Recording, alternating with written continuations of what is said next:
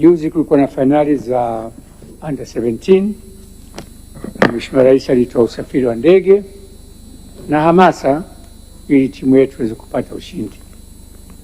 Kwa bahati mbaya, mpira una matokeo machungu, hatukufanikiwa. Lakini pamoja na hayo, kuna wabunge walijiunga na msafara huu kwenda Morocco. Wabunge hawa wote hawana vibali vya ofisi ya spika kutoka nje ya nchi.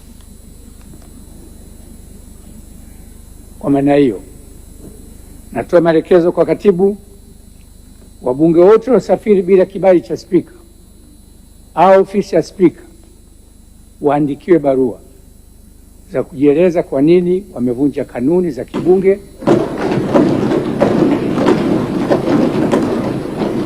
na kutoka nje ya nchi bila kibali cha ofisi ya spika. Pamoja na nia njema iliyokuwepo, taratibu za kibunge lazima zifuatwe.